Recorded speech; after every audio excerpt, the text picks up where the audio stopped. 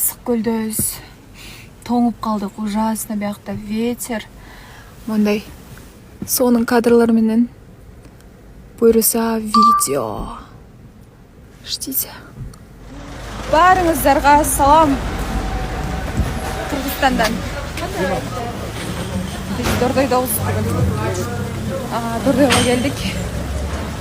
Азыр өзүбүзгө керектүү бир реквизиттерди алып, биз кызыктуу бир жерге барабыз, так что стористе калтырбай көрүңүздөр. Иә.